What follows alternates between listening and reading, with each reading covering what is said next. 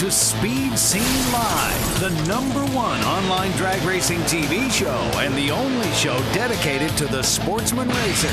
Brought to you by Curry Rear Ends, M&H Tires, Hedman Hustler Headers, Aeromotive Fuel Systems, and TheFote.com. With your hosts, Diana Might, Bruce Barker, Scott Lucky Hudson, Alex the Cargirl Rosio, Hot Rod Bob Beck, plus Dar Hawthorne and Donnie Couch. Welcome to Speed Scene Live. We got a great show tonight with an iconic car that's going to be a lot of fun to talk about. My name is Lucky.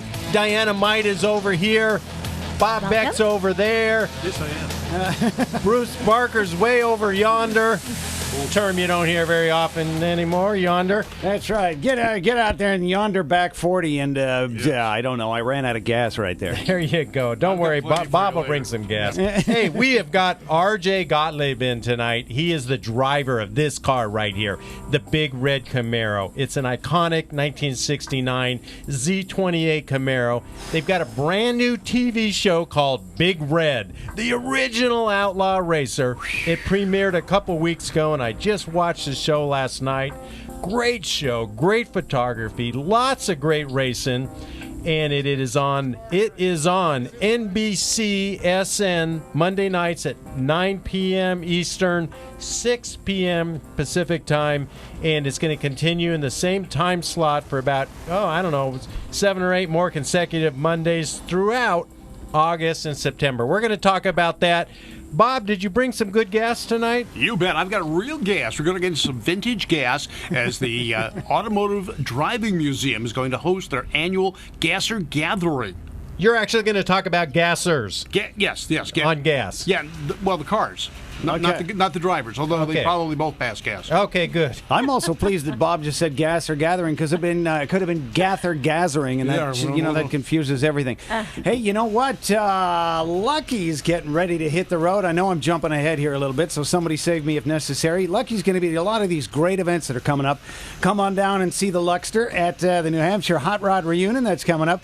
The Yellow Bullet Nationals at Cecil County, Maryland, where everything gets turned up to 11. And also the Good Guys Vintage Drag Race at Bowling Green, Kentucky. Lucky's going to be at some really cool car shows. You know, just a few weeks ago, we saw a bit of shades of the past at Dollywood at Pigeon Forge, Tennessee, the Fall Carlisle Show, the Charlotte Auto Fair. Man, Lucky, you are a traveling man, as the old song goes. That's right. Come on down and see me in the vendor area at the Curry Enterprises booth. And Diana Might, what's going to be coming up on the show? Actually, coming up on the show, the Red List Race at Bakersfield, Geezer Gassers, and more. Plus, Donnie Couch and Dar Hawthorne, well, they're going to be having the Nitro Report right here on Speed Scene Live next week. That's always a lot of fun when they come in and they talk about all the nitro funny cars and front-engine dragsters. I love it when they bring in their margarita mixers, what I love, because it's a lot of fun. But the two of those guys together, it'll be a night not to miss. Yeah, we always have to child-proof the place. So, there's always that. And Donnie will probably have some great video from Industry Speedway, which goes on every week right now this time of the year, every Wednesday night in the City of Industry. You could go out and see some of the most exciting speedway racing, side-by-side bikes, full pedal to the metal with no brakes. And don't forget the crazy Harley racing out there, too, Lucky. They get about 20 to 30 guys on their Harleys, throw them in that pit, and it's just kind of a mishmash of a bunch of guys on Harleys racing around the track. It's fun to watch. Street bikes. They're not race bikes. Right, exactly. Yes, They're the full-dressed street bikes. Yeah, you got a guy with a bagger trying to go around a corner, and he's already had a lot of barley soda. Barley soda, Harley. Lucky, you've got a Harley. Have you ever taken it on the track? I would never take my ever. Harley on a dirt racetrack. I have too much respect. I love the bike. It's for cruising on the road, baby. And he doesn't have any barley soft drinks when he drives it either, Bob. No. Thank you. No barley on the Harley. Hey, let's go ahead and introduce our guest. But before we introduce the driver, I think we should introduce Josh Oliver, who is actually the executive producer of this show. Josh, welcome to Speed Scene Live. Thanks, Lucky. How you doing? We're doing good. Now, Josh, we're going to bring in the driver in a second, but I got to mention you are sort of the catalyst behind the whole TV show, Big Red, the original outlaw racer, and we've got a lot of questions about the show, but man, congratulations. You really did a great job on this TV show. Well, we're real proud of it, but I mean, I got to tell you, Dan Gottlieb and RJ Gottlieb who created the car, and that's really the catalyst for the TV show. That's what everybody's watching for. I did the camera work. Well, then let's bring that driver in. RJ, welcome to the show, Speed Scene Live. It's an honor to have you on.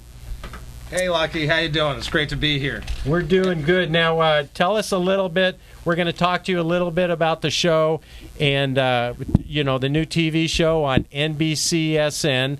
I missed the first one, but luckily I managed to catch it last night. And Josh told me that occasionally you guys are going to have repeats or reruns or encore presentations pop up occasionally. So I'm hoping to be able to catch the first one that I missed. But I'm going to be there every week watching. How's it feel to see yourself up on the TV screen, to see your car going around the track? That's got to be a great feeling. It really is after so many years of working on the project. But honestly, it's something it's hard to get used to. Watching yourself and watching everything you do, you have a certain image of how it looks, and then when you finally see it on TV, the way you see so many other things, it's really kind of an incredible experience. And I feel lucky to be doing it. And I have a great crew for the car and a great crew for filming what we did, and it really came out great. And we've been getting a lot of great feedback from it. Well, you started very young. You started when you were 16 years old. And your dad went ahead and got you involved in motorsports. You came to him, I think, according to the TV show, and said, "Dad, let's go racing." And you started when you were 16, and you were too young to do road racing, so you went into drag racing. Well, we even had to wait for me to get 16, and I think every young boy wants to go racing, so I don't know if it was that significant that I went to my dad and said, "Hey, Dad, let's go racing." I think the really amazing part is that my dad said, "Okay, let's go do it. What do you want to go do?" And it is true that, we early on in our career, we met Bob Lambeck, and drag racing was something I could do at 16, and I was anxious to get into any kind of racing, and drag racing was a great place to start. It really gave me an introduction to big horsepower cars and what it takes to launch a car from a dead stop, and even going high speed. And it was something I could experience within the quarter mile, back then when I was that young. So it was sort of the launching point. At the same time, I was also doing some driving schools because you could do that with a driver's license. So we went to Bob Bondurant and we did some of the, Skip Barber, and it was just a great start to learning how to drive and getting into racing. Well, yeah, I want to talk some more about that later, but I thought an interesting thing that I didn't know that I learned from the TV show was that you had to be 18 to be doing road racing, but you decided, well, let's go to Mexico because they're probably not going to check. And you started road racing a little bit less than 18 years old in Mexico. My dad was not a guy for waiting around, and if he wanted to do something, it was like, let's go do it, come hell or high water.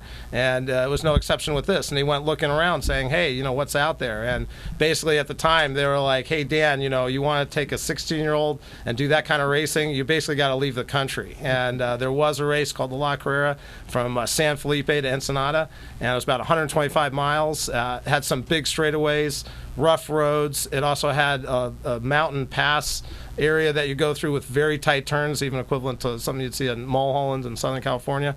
And it was really a wild race, and it was something we competed in several times. Dynamite, isn't that cool? That they tell his dad, well, if you want to do that, you're going to have to leave the country. And he goes, okay. Yeah, I mean, what a cool dad you have. There's not a lot of kids that can say that about their parents, that they go to their parents and say, I want to do something. Their dad's like, okay, and then does whatever it possibly takes to make it happen for you. Well, you say my parents. I don't know if I could give my parents all the credit because I think my mom would have not had me do it. And I think she even tried to stop the effort early on. But at some point, it got a little bit beyond what anyone could stop, and we kept doing it. But definitely in the early years getting started in it, my dad was the impetus to the whole thing and really decided he wanted to live the dream. It wasn't just an idea or something he talked about. He wanted to do it. Now, was your father in racing as well before you got the bug? My dad always had an interest in racing and cars, and he even talks about street racing he did in Chicago when he was younger and other stuff he had done, but he had never really taken it to the level that me and him did back in the late 80s, and so that was something new for him too. And in the beginning, actually, in drag racing, he did competition eliminator and did pretty good. And what tracks did he race at around here? We did Pomona and Palmdale. All the local tracks that we could get to easily without going too far. And you meet a lot of old-time racers out there and drag racers, and just an incredible amount of just information and knowledge. And it was a great place to start and hang out. Well, 80s. In the early years, yeah. 80s, that was back in the days of Terminal Island, right? So, I mean, Palmdale, Pomona, I think they had a little tiny track out at Rialto and Norton, too. Did you ever hit any of those smaller tracks? Occasionally we did for testing, and we pretty much ran wherever we could. I mean, we did. I remember we did run the Winter Nationals a couple of times. Oh, great! Pomona, and that was always a lot of fun. So, but yes, whatever all the Southern California stuff that we could get into, we did. Well, now, Josh, you are the person that's involved with getting all this on film and getting it an image to where people can actually see it. So how did you become part of this team? How much time do we have? Well, take out the dirty stuff. Well, it's funny because I have a picture in the show of him in his Camaro drag car at Bandimere Speedway, and I was 16, 17 with a 71 Plymouth Duster that I raced at Bandimere because I was a Colorado boy. I had a 360 4-speed, and I could run 13.2s at a mile high in a car that I drove to high school every day. That's cool. And, it was pretty modest. My dad didn't let me go, with a 540 cubic inch big block Chevrolet and stuff like that. But it was when I was 17 and I was in high school. I remember it to this day. A buddy of mine named Andy walked up to me, and he had Hot Rod magazine folded up in his back pocket, and it was the beginning of the school day, and he walks up and he goes, "Hey, did you get your copy of Hot Rod magazine yet?" We were subscribed, and I said, "No, my copy didn't show up yet. You got yours already? That pisses me off." And he goes, "There's a really cool article in here." It was the February 1990 issue of Hot Rod magazine. It had a yellow Camaro on it, not a 69. And he said, "There's an article about this Camaro that ran this open road race, and it's pretty cool. You ought to read it." So, of course, I go to class, and I pretend like I'm reading my book in class, but I've got the magazine, in the book. And that's where I read the Joe Pettit article that sort of, for all Big Red fans, it was really the article that kind of started it all. It was this really incredible telling of the run that he did in 1989 at Silver State, where Joe had been asked by Hot Rod magazine to ride shotgun in Big Red when RJ ran the Silver State for the first time. And he wrote this really interesting article from a first-person perspective, kind of like, what's it like riding in a Camaro that's going 220 miles an hour? You're like, do I stick my arm out the window and see is there like air flowing and stuff? So I'm not really here to do anything except provide a little right-side ballast. So that was 1990. I read this article. I go to college, and then I move to California, make my fame and fortune in Hollywood, and 20 years have gone How's by. that going? Well, it's going better now, so I'm at Big Red.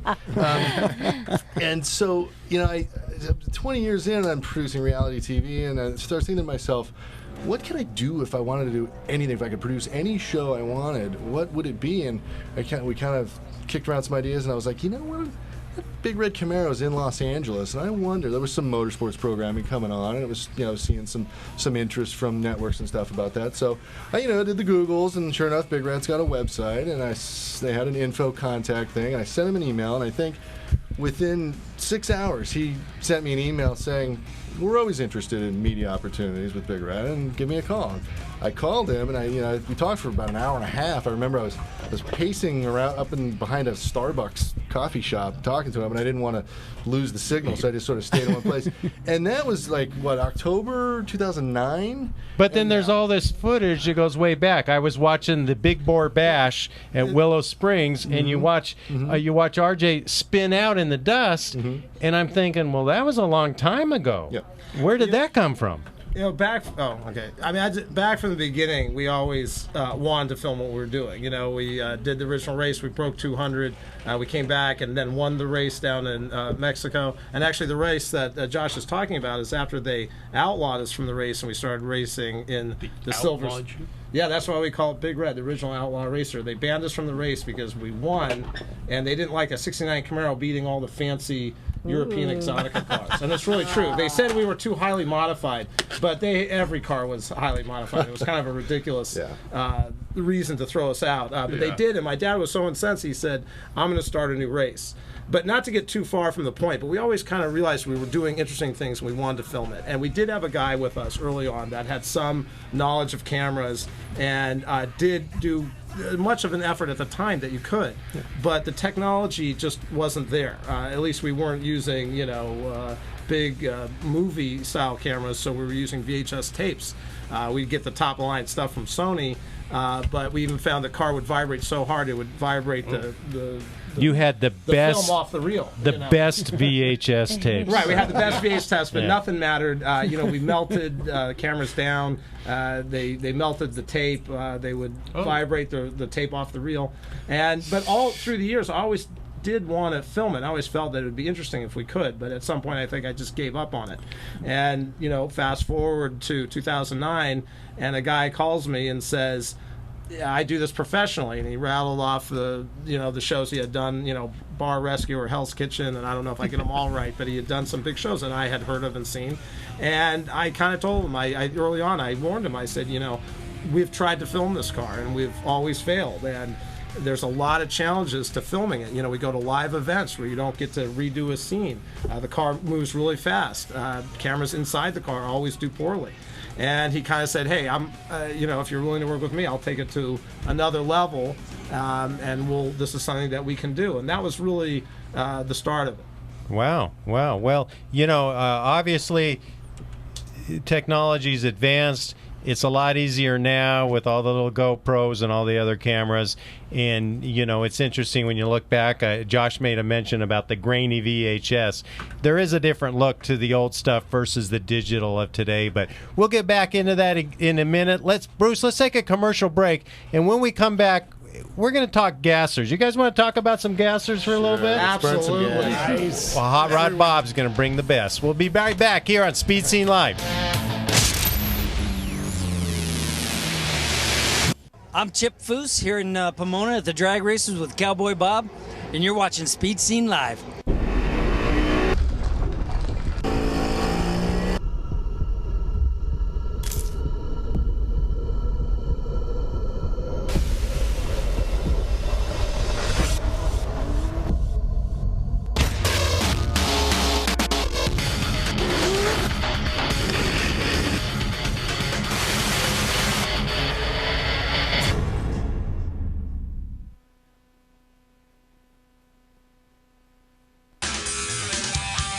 M&H Tires, makers of racing tires that give you the best bite for the buck. You've paid a lot for that horsepower. Make sure you use it all. M&H Tires has the best compounds available for maximum traction. Go to mandhtires.com. That's mandhtires.com. Buy direct and save at the website and mention the Speed Scene for a 5% discount. That's right, mandhtires.com. Call them at 661-324-4773. M&H Tires has tech guys ready to answer your questions or to recommend the best tire for you, slicks or DOT. M&H Tires has it all. M&H were the first to create racing tires for muscle cars and also the first to create racing tires for sport compact cars. Legendary M&H Tires. Shop online. Mention the Speed Scene and save 5%. Get the best racing tires great personal service, and save 5%, go to MANDHTires.com or call them at 661-324-4773. MNHTires.com.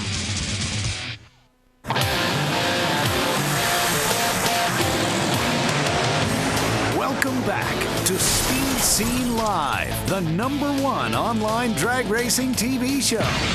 Brought to you by Curry Rear Ends, M&H Tires, Hedman Hustler Headers, Aeromotive Fuel Systems, and TheFote.com. Welcome back to Speed Scene Live. Hi, you've got gas on Speed Scene Live. I'm Bob Beck, and we are going to be talking about gassers, so get your gas ready because we're going to talk to Don Henderson about a great event that happens at the Automotive Driving Museum in El Segundo every year, and this year is no exception. Don, are you there?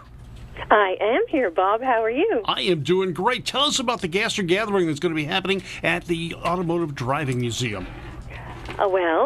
This is actually the second annual Tribute to Gasser show. Last year was the first one, and it was an amazing show. So Saturday, August 29th from 10 to 4, we're just going to have a house full of gassers. Are you? Now, one of the cars that you sent me a picture of, this orange crate thingy. Where did this come from? What is this one? Oh, are you talking about Fat Bastard? That's the one. And not your husband this time. That would be my big boy, yes. Yeah. That's the family car. That's the family car. Now, you're going to have this up at another show this weekend, aren't you not? I hope to see you there, too. Definitely. We got to cruise the boulevard together. Absolutely. All right. Now, tell me a little bit about the gassers that do show up. What can we expect if we come out to the driving museum? Oh, everything. There were about 85 cars or so last year, and they're everything from the historic to that have been around forever and a day to street gassers, everything in between. There's going to be a full house. We expect there's lots of cars from last year already registered, and some new cars we haven't seen yet. It's a great event, and there's nothing like it around. Now, one of the cars that we just actually, while we're looking at the car, your husband was blocking some of the view, but there was a guy with a black leather cap on. What? A little guy, black leather cap. Is that Ed Iskandarian? Yeah. That looks like Ed. Is he a regular at your event? You know, I adore that guy. There's going to be a panel of guest speakers. Ed, of course, is one. Bones Balo, Scott Dapron, and Jim Kirby. And Ed, of course, Campfather, legend, lovely, gracious, amazing man. After the speakers, leave the room, these guys come out and hang out with everybody. Bones, of course, NHRA Hall of Fame, big-time gasser guy, raced with all the big guys, hot rodder since he was a kid. I think we've all been sort of hot rodders since we were, little tiny things. Scott Dapron was with Mickey Thompson in the late 60s and early 70s when he was setting the records with the Mustangs. And Jim Kirby's a car builder and drag racer from El Monte way back in the day. He's built like 30 cars. So it is, I'm really looking forward to hearing these guys speak. It's reminiscing about all of the history that they've lived. Yeah, and then you got some of the cars like this Rambler, a gasser that never was, never would be. Wasn't this the Radiator Lady? That's car? Radiator Lady's husband, yeah. Well, what I think is amazing is, back in the day it was like whatever everybody could afford to drag out of a field and throw a hopped-up engine in and, a truck axle. Yeah. Strip everything away and make it haul ass. All right, so tell us a little bit about some of the gassers that we're going to see there. The history of gassers is going to be talked about. A lot of Willies, maybe a few Henry J's and such. Oh, yeah. But I don't remember if we had any Henry J's last year, but I love them. I can tell you that they also have an exhibit inside the museum starting on the 22nd. There'll be several cars there. One of them is the world's fastest Woody. They call it Super Woody. And I am told that this thing has over $55,000 in just the woodwork. Ooh, termites Scary, delight. Right? There's also going to be a 40 Ford, and I haven't seen this one, but it's an all-steel body with a tilt front end, but the hood opens independent of the tilt. Oh. And that is the Hot Rod Deluxe magazine September cover car. Right, so a lot of the cars that we're seeing are purpose-built for the street that look like old gassers, but then some of them are actually old gassers. And Paul Solis's car, the orange one we're seeing to the left, barely, that is an actual car he races today. He comes up to the Hot Rod Reunion with it. So you're going to have a lot of cars there that actually are true race cars. Real race cars. Mickey Thompson's lightweight 64 Galaxy will be there. Blair Speed Shop Anglia will be there. Oh no, it's the real deal. And one of my favorite parts, in addition, of course, to the guest speakers, we're having a tackle fest. Really? Which I guess they call it a park and bark now. Park and bark. Fun, because they're not all lit off at one time. They light off one at a time, so that is great fun. All right, so this I is... also have to tell you guys, Yes. stay till the end. Yes. Now, the museum does not encourage or endorse anyone misbehaving when they leave. Mm-hmm, yeah, but I'm just you saying, I highly recommend you all stay till the end of the show. Yeah. Watch these badass gassers leave. It's going to be Good interesting. stuff. Yeah, you kind of like when you're up in Big Bear, inciting... Hey, that's a secret. That was allegedly. That wasn't me. No, it was your evil twin, doppelganger, right? Right. No, that wasn't me. All right, now, I'm innocent. if someone wants to enter their car, they've got a gasser, and they want to enter it, what do they need to do? We are going to have a full house, so definitely pre-registration, and you need to go to automobiledrivingmuseum.org. You can click on the flyer, and then when it shows pre-registration is required, click on that, and there you go. Or I think you can also go to automobiledrivingmuseum.org/gassers. Either way will get you there. Okay, so that's what it is. Now, if you're a spectator, what does it cost you to get in? If you are a spectator, the museum takes donations. The recommended donations are for adults $10, seniors are $8, kids 11 to 17 are $5, and kids 10 and under are free. And this is absolutely a family affair, and we want to see the kids out there and encourage the younger folks. Absolutely. We're going to have some vendors out there. Edelbrock will be there, Moon Eyes, Blair Speed Shop, Pete Millar's Drag Cartoons will be there. Ooh, fun. Maybe one or two others, but I don't have that information confirmed yet. The sponsors of the show, some of them are Gasser Wars Magazine, Hot Rod Deluxe, and media coverage, Rod and Culture, Bank Shift, Drive Magazine, Gasoline Magazine, Paraglide Magazine, Primer Podcast, and I hopefully will see you there too, Mr. Bob. Well, I'm going to work on it. We're going to work on getting there. So this is the Gasser Extravaganza, gaggling of gassers, and tribute to gassers. Oh, well, look at this. We Right. even have a picture of before your husband decided to paint the whole car. What do you know? Look at that. No. My poor fat bastard. He was so humble, and lovely, but badass and scary when he was all beat up in black. And I really liked him to stay that way. The kids get all excited about these crazy cars that are up in the air, and I throw the little kids, random kids, hey, want to get in? And the kids jump in, and it's great fun. And I told him when I lost the vote, because the whole family wanted the car painted, I said, I'm just going to stand back and throw wrenches at that car because it's just going to look too prissy. I just am not about prissy. Yes, so I know. Listen, can I give you a little information on the museum? Sure. This place, it's like a little hidden gem because so many people just don't know about it. It's tucked away in El Segundo, about a half mile south of LAX. They opened in 2001. They have about 130 cars in there. Jeez. Antique, vintage, muscle cars, movie cars. Right now they have Herbie the Love Bug. They have one of Clark Gable's Cadillacs. They offer rides in these cars that they drive right out of the museum. They pick 3 each Sunday and take people for rides. Yeah, we went down there with one of the car clubs I belong to, and I got to ride a 1946 Packard. Ooh. That was This week interesting. they have, this Sunday there's a 41 Packard, a 56 Continental, and a 37 Olds. Oh, it's going to be interesting. Now, these are all, we're used to hot street rods and hot rods. Those are original stock vehicles. Yes. So you wonderful. get to find out and what it was they really just tour you like. around on the street. Yeah. But it's a great place. They have about 24, maybe a little more active volunteers that maintain the car, and the docents that lead the tours.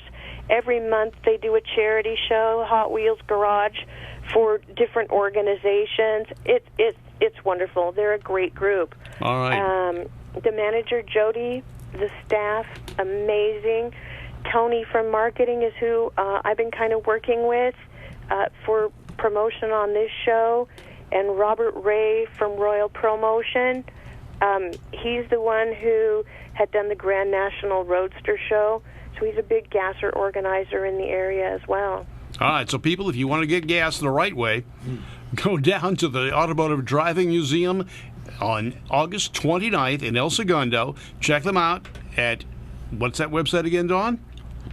AutomobileDrivingMuseum.org. .org. Check it out. If you've got a you gasser. can find them on Facebook, too, and like their page, get all their updates. Yeah, and it's a great museum to go to and see if you just want to go over any time. But the gasser Absolutely. event is going to be the 29th of August. Be there and enjoy it. Dawn, thanks a lot for calling in. Stay till the end. Stay till the end, because that's going to be the Stay fun till the part. end. And knowing Dawn, bring Hey, your now. gas mask. Allegedly. Yes, you're I'm innocent. yeah, allegedly. It's not you. It's your, someone else. These are a great group of guys and some great cars. Y'all come on out. I know, and they like their tires hot. They're Yeah, hybrids, right? They burn Hot gas and and sticky. rubber. All right, Dawn. Take care. We'll see you next time. Take care now. You too, Bob. Thanks so much. Bye-bye. Well, great to hear about Don and the gassers, and I like that term, extravagassers. Extravaganza. There we go. Yes. Yeah. I like that. RJ, Josh, you guys obviously muscle car guys. You know, your heart and soul's a 69 Z28. Obviously, you like the old cars, and I remember when I was watching the TV show that you mentioned you like to compete against similar cars, older cars. Well, it looks so great on screen, you know, when we can actually do a track race and mix it up with cars of the same era. You know, it just has a look of like an old Elvis Presley movie. To me. It does. It looks does. cool. You know, Although that Cyclone drove us nuts. We were Well, trying to figure out what the heck that thing right, was. but there's like a 70 Camaro in the race. There's some Mustangs, and you know, it kind of, it's real nostalgic. It makes you feel like you're back in the 70s watching these really cool cars, and we love that. Now, here's some video of you on the Salt. Obviously, this year's a bad year for the Salt, but you won't be going out to compete there. But the SCTA has they call it a Make Good event, and it's this weekend at Mojave Airport. And you mentioned possible ride-along type situation. Yeah, I mean, I guess I should start off by saying, you know, they would love to be running Bonneville right now, but if you were to go there, it wouldn't look like what I'm looking at right now in the picture, but it'd look like a lake. Yeah. And so there's no racing out there, and usually they would do the makeup thing at El Mirage, because the same group, SCTA, will compete for records at El Mirage. Unfortunately, El Mirage is in the same condition that Bonneville is, and they got little dinghies out there, and they're fishing out there. Even though we've got a drought, everything's flooded. Odd, huh? And, How about some numbers? Give us some numbers. What's your best mile per hour at Bonneville in your car? At Bonneville, actually, the fastest we got was through the third mile before the engine blew up and let go. We were doing 237 miles an hour. 237? We were actually probably going faster because it blew up before the 3 mile marker. Wow. We were running the 598 cubic inch engine with the Pro Charger, and we were running it with the optimal timing and the full blower pressure, and it was probably putting out about 1,900 horsepower. What's it like inside the car at that mile per hour? I mean, is there vibration? Is there a humming? I mean, what does it feel? Is there like? a Led Zeppelin tape in the 8-track player? Yeah, I mean, Magic carpet ride. All of the above. For sure, I can tell you all the above. It does get vibrate more, and it does make more sounds. But Bonneville is a very strange place in that you look out sort of beyond the horizon, beyond the curvature of the earth into the horizon, and it can be, if anywhere, it can be difficult to tell exactly how fast you're going. It's out there, but you do get quite the sensation of speed, and it's just a really unique area. It's really a great place to race if everyone gets the chance. How did you clean your car after leaving Bonneville? Because I know a lot of people are always concerned with the salt and everything out there, getting up underneath the undercarriage of their vehicle. What did you do? Well, my crew cleans it for like 2 or 3 weeks after that event, so I really have no idea. He's at the bar. He's at the bar having fried zucchini and margaritas. No, I don't blame him. I mean, seriously, I would have people work on that car for 2 weeks after taking it to Bonneville because it's a beautiful car, and the last thing you want to do is leave any salt up underneath there. Now, what's the record? You went 237, but what record were you trying to break? And by the way, I got to admit, the records at Bonneville are an average over a mile. I just hit 237 just for a moment, and my average was actually 227 through that mile, but we did lose the engine. So, we know we can go faster, but the record is 246 miles per hour, and it's done by averaging a mile and then backing it up on your first try the next morning. And you have to go as fast or faster. So it's really, to say that you got a record at Bonneville, it's really not an easy task. Well, it takes a lot to go. I mean, it takes a lot to push this body through the air that fast. There doesn't seem to be much in the way of aerodynamic improvements to your body, which is one reason why I like it. But I'm sure there's the stuff I don't notice. The current record holder, David Freiberger, and they hold the 246 record, and they're actually in a 71 Camaro, which doesn't have the best aerodynamics, but it's certainly better than the 69. But the 69, to me, it's the most iconic muscle car. It's the one that I've always loved the most. I'm just not willing to give up the looks for the speed, but yes, you're hitting on a thing which is basically I could break the record easily in a better shaped car. But that's not what Big Red's all about. It's about running the boxy brick front with the hideaway headlights and just giving it enough horsepower that it does it anyway. All right, now Freiberger's got a lot of extra aero pieces put on the front to try and keep that thing down. You've got a chin spoiler on yours. Is that enough to keep the front end planted? It's not just the front spoilers. It's the whole geometry of the car, and it's something that we've worked on for years with Big Red. And I don't want to say we have it perfect, but the fine tuning over the years, the little improvements here or there, whether it's the front spoiler, the rear spoiler, the 3-link, how tight the shocks are, the springs are. It's all a full balance, and it's something we've worked on a lot with the car. And its shape is something that makes it harder to be stable at speed. Well, the TV show that I watched, Big Red, the original outlaw racer on NBCSN, it was really interesting to kind of get into the mindset of where you were at the time. Back in the 80s and back when you were a 16 and an 18-year-old driver, they kept talking about how, you had this spirit of youth and that you were fearless, that you would push the car as hard as you could push it. Everyone kept referring to you as the kid in the red Camaro, and and you were very successful. But well, RJ, I don't know how to say this. You're not a kid anymore, okay? So what's your secret now? What's your drive? What's your push? Is it just the experience? Is it the crew? What is it that keeps you on that cutting edge now? To be honest, now I almost feel like it's a little bit easier. I have so much more experience driving. I'm a lot more relaxed when I do these races. At the time when I was 16, 17, 18, 19 years old doing these races, it was quite a handful, and it was something I had to rise to get myself to do. Not that I didn't want to do it, but you think, oh yeah, it'll be great, let's go racing, Dad. But then you finally get out there and you get on the track with the other big cars, and you realize, they're not fooling around out there. And it was something that I think, caused me maybe grow up sooner than I might have otherwise. And but it was invaluable experience. And today, I don't want to say it's easy. It's not easy. It's always an incredible challenge driving the car, even racing itself. And it's the reason I come back. I think if it were easy and I just mastered it and it was something I could do easily, then I'd be bored of it and I wouldn't be doing it anymore. Now, this car is unique in that it's a purpose-built car as far as racing, but it's not for one specific type of racing. That's got to make a challenge in itself. That's a very good point. I mean, me and my dad in the beginning built it for these open road races, but slowly over the years we've wanted to compete in more and more events, and it's caused us to make more modifications, make the car more flexible, and I think at this point we're running a range of events that few other cars have ever done. Yeah, you've got, let's see, Bonneville, you've got road racing, you've got the Texas Mile, you've even done the Silver State, haven't you?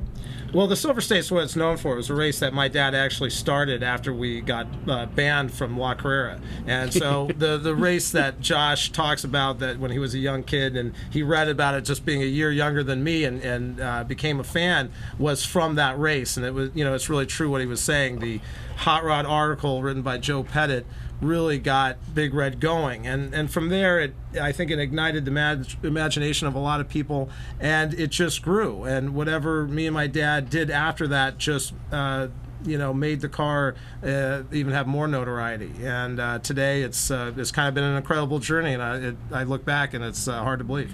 Now, with the vehicle being able to turn as well as go straight, is that an advantage? Because we just saw the starting of a Corvette going airborne sideways. Well, it's always been the goal of ours to have a car that could brake and could handle and be a road race car. That was the essence of Big Red. And the fact it had a lot of power was something that we just had to have to do well at these races. And it's the combination of those two things that make the car special.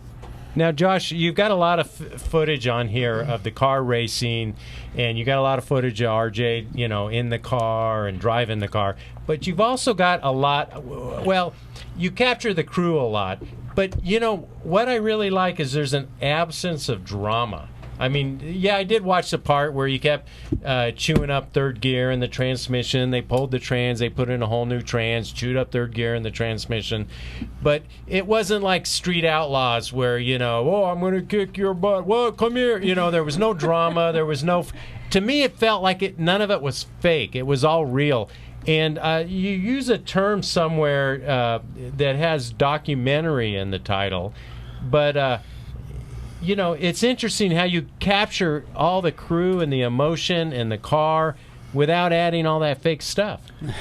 Lucky, I'm glad you noticed that. I mean, that's probably the one thing that we're most proud of with the show. I think the perception, and we're really happy to have the affiliation with NBCSN, but this project started out really kind of as a vanity project. I came to RJ, he said, hey, if you want to try to pitch this show to a network and get it bought, then we'll do it. And I, kind of talked to some people at networks, and they said, well, are they going to throw wrenches at each other, and maybe there'll be a fist fight every other episode? And I said, no.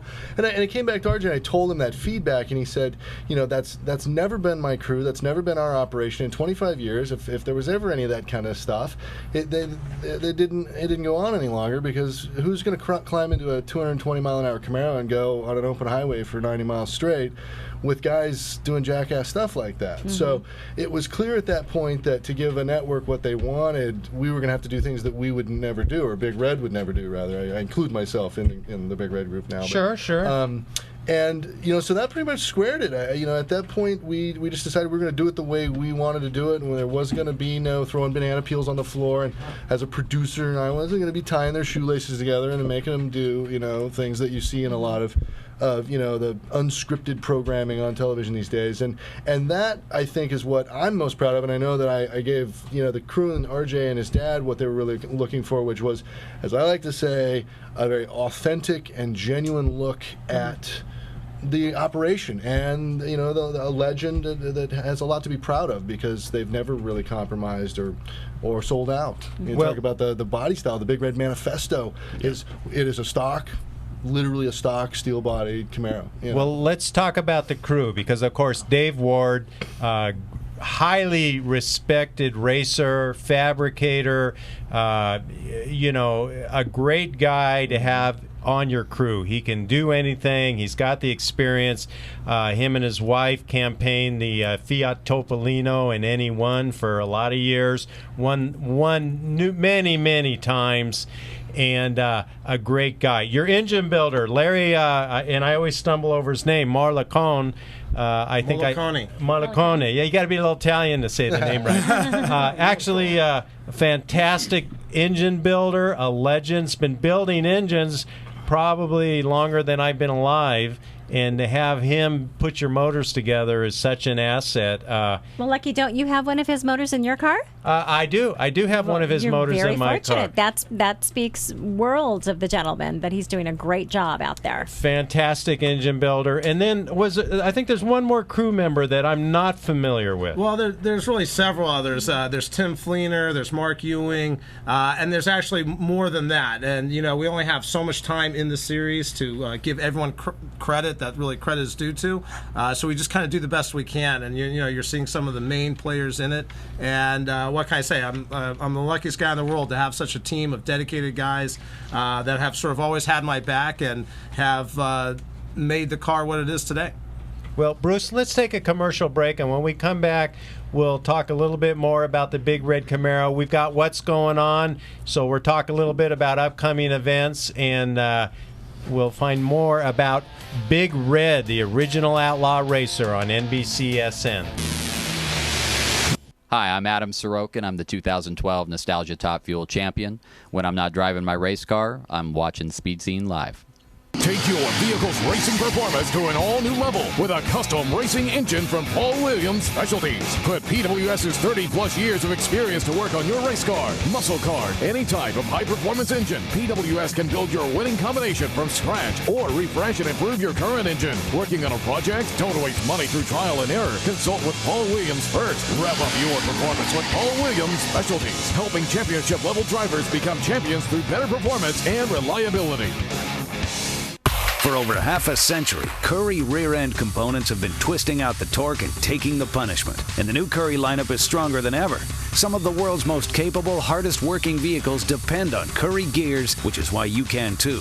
Street cars, hot rods and resto rods, drag cars, rock-crawling four-wheel drive vehicles, whatever you're piloting, Currie expertise and rock-solid design means the parts will do their job, so you can do yours. Check out Currie's custom rear ends, featuring a full line of upgrades, components, and installation options. The Currie Crate rear ends lineup offers ultra-strong construction on third members and carrier assemblies. And other underside parts, like correct link steering systems, keep your four-wheeler pointed where you want it. Add in a wide variety of solid, purpose-built suspension and brake components, and you've got one tough, ready-to-go machine. Grab a hold of a Currie rear end. Talk to the experts at 714-367-2679 or view the complete line online at currieenterprises.com.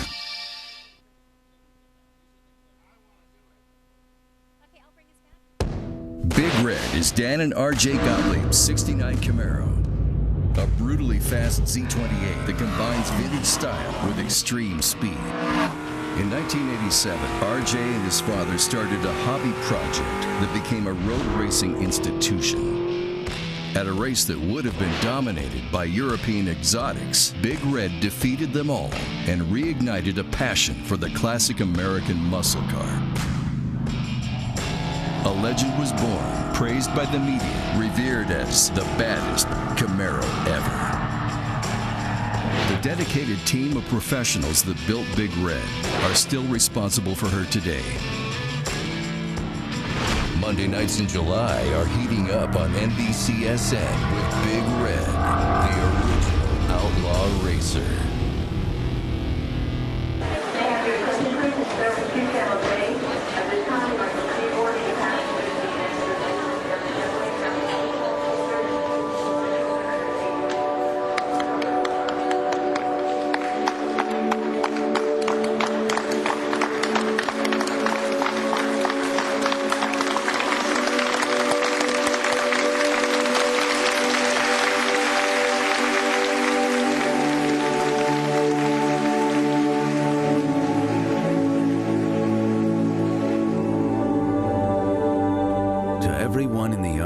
forces that has served to defend our great country and our freedom. All of us here in the United States of America would like to offer our sincere appreciation for all that you do and all that you've done.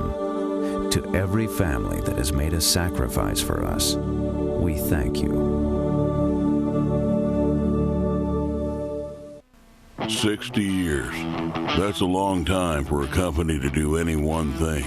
Doing it right while sticking to your founding values. Now that takes hard work and dedication. For 60 years, Hedman's all-American workforce has been devoted to manufacturing the very best headers any team of craftsmen can build. That's 60 years of cutting, 60 years of bending, 60 years of welding, more than 2 million in all, and every set made right here at home. At Hedman Headers, we build all-American horsepower, then back it up for life. Hedman Headers, made in the USA.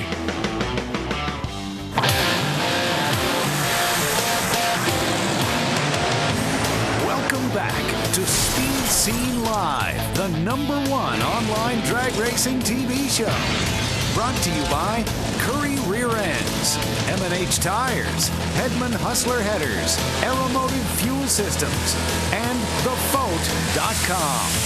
Welcome back. I'm Diana Might with Speed Scene Live. We're here talking to the crew of the Big Red team, and we've got a lot of exciting stuff going on tonight. Hey guys, I know you're talking about, where you got your start, where you're going, the fact that it is on TV, and we just watched the show last night, Lucky and I both did, but, what are your aspirations for the future? For me, with the car, it depends what event. I mean, for me, it's always to, challenge the car, new events, and also go back to old events and try to do better. We almost can't go wrong. I mean, right now, there's definitely a missing piece at Bonneville and El Mirage where I think I could potentially take records at both in my class, and that's something I would like to do for Big Red. But then there's also new stuff that we've been talking about, and whether that's taking a tour of the famous old road courses across the United States, or possibly going to Pikes Peak. Wow, Pikes Peak, huh? In a few months, me and Josh are going to go out there in a rental car, going to speed limit on one side of the road, and take a look at it. And it's something some of the other guys on my crew have done, like Dave Ward and Larry, and these guys have actually gone up and looked at it, and they said it's pretty damn scary. Yeah, the drop-offs are a little tough.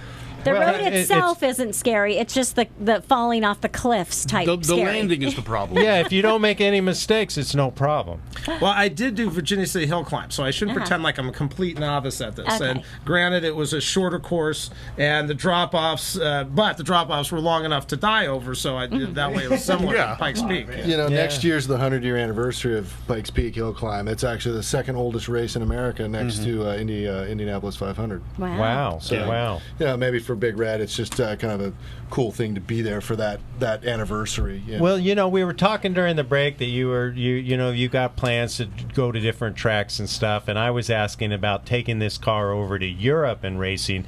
This is such an iconic American muscle car, and to see this racing against Ferraris and Lamborghinis would be such a cool thing to witness. That would be great for camera. Well, you're going back to the beginning for us. I mean, this is where we started at La Carrera in Mexico and Silver State, and beating those kind of cars, and that's why people started to love the car to begin with, because they all wanted to see the old American muscle beat all those cars. And so you're going back to the beginning for me. I can see you at Le Mans now. Munching on Italian food. Yeah, there you go. Well, that's why you're the perfect guy. I see it. Yeah, no, I love it. Now, at one point in life, according to the show I was watching, you said you kind of came to the realization that you probably weren't going to be a professional race car driver, and you were involved with the other car, and you decided, hey, let's go back to Big Red. what was the mindset with that? I think in the TV show, you just got your degree or something. Well, I think it maybe had more to do with just racing itself. In the early days, me and my father had tried many different forms of racing, and we talked about some of them, whether it was drag racing, You did road pro racing. stock drag racing with Bob Glidden. I mean, talk about hardcore stuff. We raced in qualifying with him and lost, so I don't know if that's racing with him, but we did. Yes, that was the era I was running pro stock in. I did drive pro stock and go in the low sevens when I was 16 and 17, and that was a great experience. But I did GTU, GTS, Trans Am, GT1. I think to some degree we were having a lot of fun. We were experimenting with different types of race cars and kind of trying to figure out where we were going to some degree. And maybe the figuring out was half the fun. But through all the years, the one car that remained consistent and remained perhaps the most relevant to me when people remembered me from past races was always Big Red. And it, going out to events and getting the getting the reaction we would get from people, the way people connect with the car. It just, after a while, I started to say, hey, this is the car I'm having the most fun with racing. Why look for anything else? And I think it just crept up on me one day, and it was just a car me and my dad were never willing to let go of either. So it was the one that meant the most to us. Well, now next Monday night, I will be in front of the TV watching the show. What can we expect to see in next week's episode? What will the show? I'm gonna pass this one off to the guy that's really behind the effort. And don't give away everything, okay? Well, I think we already have. I hope everybody watches the show. Next week is the Texas Mile. It's actually the first episode we filmed, and it was the one that I really I was like, okay, we're going to do this. And I actually embedded myself. I practically lived at Larry Malaconi's shop for about, over the course of 2.5 months, where he was completing this new motor that we call the Monster. This was the dual quad 598. And it just, for me to be able to spend some time with him there all alone with a camera, watching him assemble rods and pistons and, eventually putting him in the block. I wasn't there for any of the machining or anything like that. And but finally, and he's struggling to put the heads, these massive Brodix heads on the block.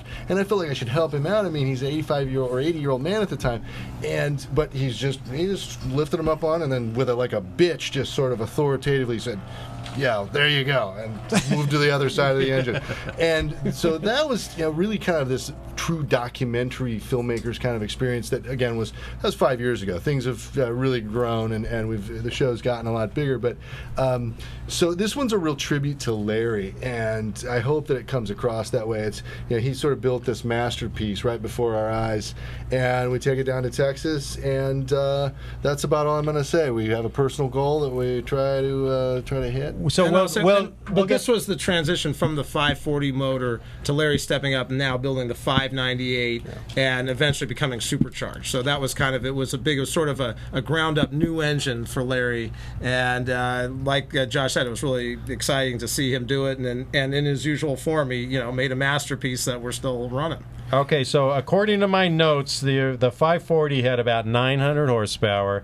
The 598 was either 1,100 horsepower with the single carb or 1,300 horsepower with the dual carb and the fabricated intake manifold. So we're talking some good power. We're talking the Texas Mile. People do things big in Texas. So we're going to get to watch you go down the Texas Mile. We'll find out all about that next week on NBCSN. Big Red, the original outlaw racer. I'll be watching it. We mentioned early in the show that you will not be at Bonneville, but you will be this weekend at the Mojave Airport. Where else will you guys... I guess that's your next race coming up, and we mentioned your Pikes Peak deal already. Come out to Mojave this weekend. Is that the Mojave Spaceport they call it?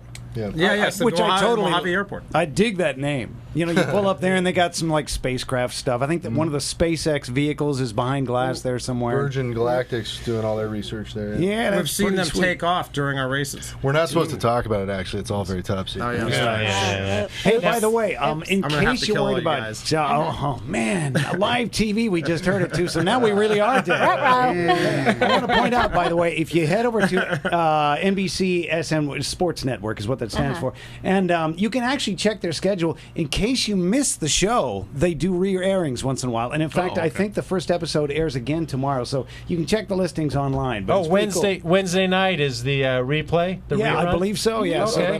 Great. 3:30 West Coast time. Oh, sweet. Okay. So, because see, I missed the first episode, so So, now I and can then catch if you up. miss it, you could always set your VCR or what do you call that? DVR, and record it. Now, your car is so legendary. All you got to do is Google Big Red Camaro, and you can find you. But do you have a Facebook, a website you want to mention? All the Facebook websites. I have to point out Instagram. Go ahead. Instagram, Twitter, Facebook. We're blowing up on Instagram right now. BigRedCamaro.com. And Tony out there, Instagram. You heard it. Go All there. the We got information a lot. about the show and the cars on our website. I urge everyone to check it out. It's actually pretty entertaining. Okay, so what's the Instagram right here? We are the Big Red Camaro The on Big Instagram. Red. With The Big Red. Yeah. The is a lot like the, isn't it? Yes. The It would be the same. tomato. Okay. Potato. And Oh yeah, let's see if we can load this baby out. Hey, look at that, we're there. we're there, All just right. that easy. You are so good, We have Bruce. like 8,500 followers. Nice. Or should I say We're quick? gonna have to follow you guys. Yeah. Okay, Tony, well, follow. It looks like Speed we're Scene almost Live. at the top of the hour, Holy Lucky. cow. Can you believe how quickly it's went by? Well, I want to thank you guys for bringing the story, the crew members, everybody for bringing this car over 25 years of racing to the point it's at now. And being a guy that loves 60s muscle cars, you know what? I love the car. I love the idea of I'm sticking with the 69 Camaro. I'm not going to put a fiberglass body with a chopped top, and I'm sticking with the body. I love that. There's just something so ballsy and American about saying, you know what, we're badass and we're not changing. And Hardcore. RJ just wouldn't, let anything come in his way. He was non-stoppable. So, I mean, kudos to him and Josh for putting together this wonderful show on TV. This is reality TV. This isn't the fake stuff. This is like really, if you guys go to the track and you see stuff, this is what happens. These are real people. They're not making anything up. So do watch it. Thanks again. We'll be back. Well, actually, Donnie and Dar Hawthorne will be here next week with the Nitro Report, so tune in for that a week from tonight right here at SpeedSceneLive.com. All right, Josh, good to see you tonight. Good to see you guys. Thanks RJ, good again. to see you as well. Thank you so much for having us. It's been great. All right, the Nitro Report comes up next week. Hey, right now, the encore presentation of tonight's show for all of us here at Speed Scene Live. As usual, thanks so much for joining us, and we're back 1 week from right now, right here. Speed Scene Live TV, the #1 online motorsports TV show.